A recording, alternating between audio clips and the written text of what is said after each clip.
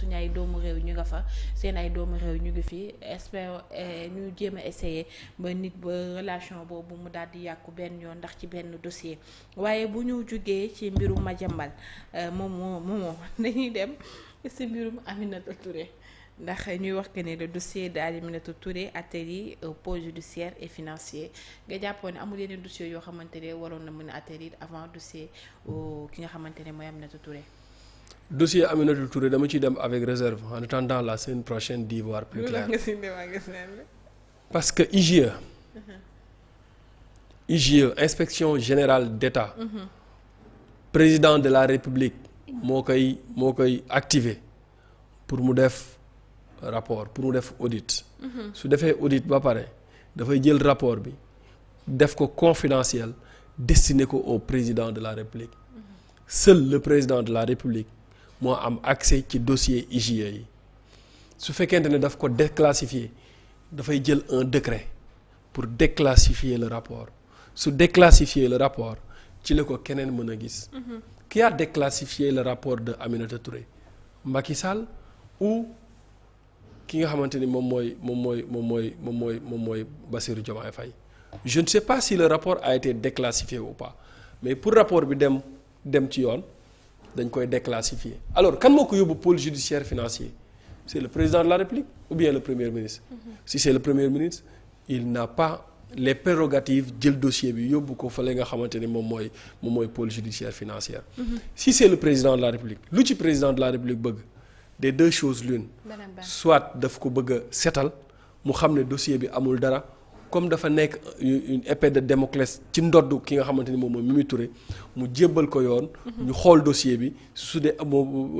setal Aminata Touré une bonne fois pour toutes mu continuer liggéeyam soit daf ko bëgg a écarter mu jël dossier bi jébbal ko yoon toog di xool. su fekkente ne yoon def na liggéeyam bu dee li nekk ci dossier bi dëgg lu jar ñu téye ci Aminata Touré day bàyyi justice def liggéeyam et je vous rappelle que. Bougar Diouf c'est un fervent défenseur du président de la République.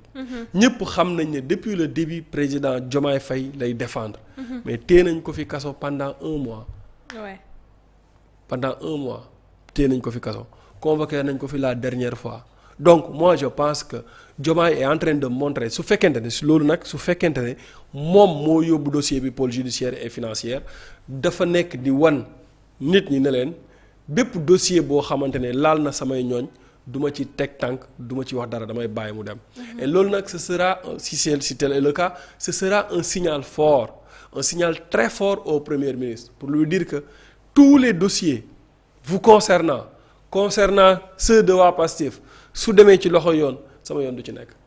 donc moi je pense que loolu la je suis en train d'attendre pour voir. Si vraiment le dossier c'est le dossier bi nga xamante ni moom la ñu wax ne mooy audit gestion wu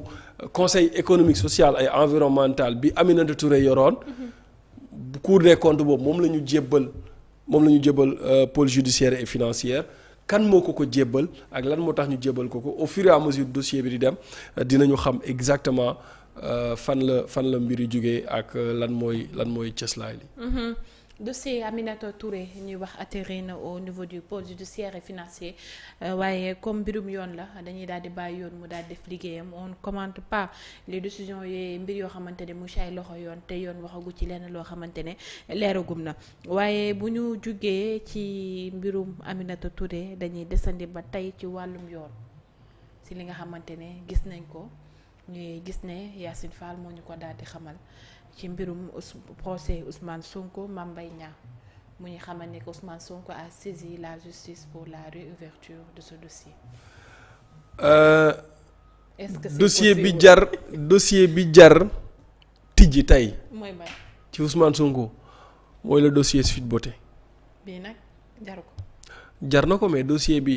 Sweet Beauté Ousmane Sonko contumax la woon su ma doon Ousmane Sonko dinaa fexe leeral dossier Sweet Beauté bi.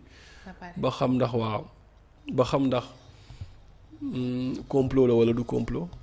ñu àtte ko bii dafa dem première instance ñu daan ko dem deuxième instance ñu daan ko dem cour d'appel xawma cour suprême ñu daan ko mu def rawaa dara ñu daan ko maanaam fi mu jaar yëpp daan yi benn daan la mooy saa waay da ngaa diffamer Mame Mbaye Niang da nga ko war a fay 200 millions. diffamation nag dañ la may 10 jours pour nga indi élément nouveau Ousmane Sonko jàpp ma ne dossier Mame Mbaye Niang bi mën nañ ko ubbiwaat ses avocats mën nañ saisir la justice pour un élément nouveau mais c'est quoi l'élément nouveau? Est-ce qu'il y a pas de rapport? Il y a aucun rapport de l'IGF ou bien de l'IGE bu wax ne Mame Mbaye Niang dafa sàcc 200 millions te loolu ba dafa sàcc ñaata milliards dafa détourné ci li nga xamante ni moom mooy Prodac. Alors su fekkente ne dossier boobu noonu yóbbu nañ ko rabat d'arrêt ñu àtte ko àtte nañu ko joxe décision bi Ousmane Sonko mënul bokk élection 2029 mais moo ko teg boppam parce que warul woon introduire rabat d'arrêt. Moment bi mu introduire rabat d'arrêt moo baaxul parce que bi rabat d'arrêt bi génnee bu fekkonte ne introduit wul rabat d'arrêt janvier 2029 maanaam condamnation bi dafay prendre fin. D'accord. 5 ans yi mu war a toog te du nekk candidat dafay jeex day inéligible dafay jeex mais bi mu dugalee rabat d'arrêt bi génn ci ça prend effet ci instant bi rabat d'arrêt bi génnee donc du coup il peut pas être candidat. Tout ce qu'il est en train de faire c'est essayer de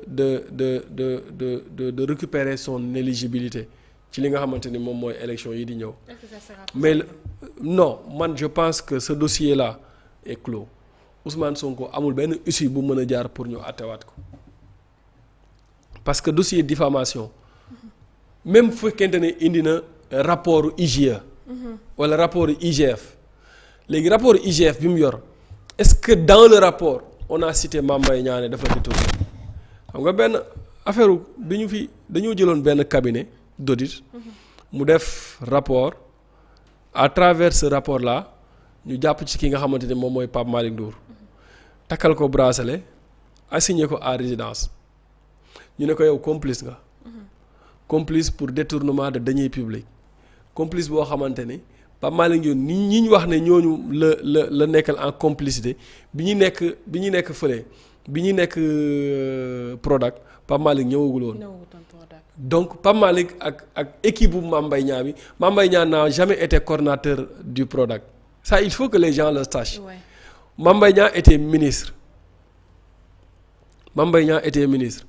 et fii ci Sénégal pour nga jàpp un ministre pour détournement de deniers publics c'est très difficile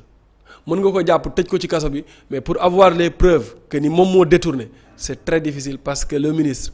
du génnee xaalis bi nekkul ci moom di nga jàpp daaj yi di nga jàpp balaa ngaa jàpp ministre bi sera tout un problème di nga téye ministre bi lu yàgg après da nga koy bàyyiwaat mu dem parce que tu n'auras pas de preuve ministre yi ñu fi jàpp yëpp xoolal Mansour Faye il n'y a pas de preuve il n'y a jamais eu de preuve et il n'y aura pas de preuve de détournement ci cas bii nii il n'y a pas de preuve boo nga xamante ni mooy wane ne Mame Mbaye Niang a détourné de l'argent fële nga xamante ni moom mooy ca Prodac. Donc moi je pense que lii c'est peine perdue su fekkee ne Ousmane Sonko les avocats de Ousmane Sonko ont saisi la justice pour ñu ubbi dossier bi yoonu Yacine Fall nekk fi aussi Yacine Fall n'est pas l'avocat de Ousmane Sonko. Yacine Fall n'est pas le ministre de Pastef. Yacine Fall est le ministre de la justice du Sénégal. su ñu ko xamalee nag bon attendons de voir ndax avocats yi ils vont violer la loi pour ragal Ousmane Sonko ndax magistrats yi ils vont violer la loi ndax ragal Ousmane Sonko wala bëgg Ousmane Sonko bokk mais dama ne la amul fenn fu ñuy teg aucune base légale boo xamante ni teg nañ ko pour ubbi li nga xamante ni moom mooy le dossier Prodac parce que ce dossier là est clos. Dossier Ousmane Sonko Mame Mbaye Niang ñu daanoon ko teg ko 6 mois de prison avec sursis avec une peine qui va entraîner son inéligibilité en application de l'article L30 du code électoral. Di rappeler que le 1er juillet 2025 la Cour suprême statuant en chambre réunie ont rejeté le recours formé en rabat d'arrêt par les conseils du ministre Ousmane Sonko ci l'affaire qui l'opposait avec Mame Mbaye Niang ñu daanoon ko moom war a teg amende bu toll ci 200 millions à Mame Mbaye Niang waaye li ci compliqué mooy ki nga xamante ne nag mooy Yacine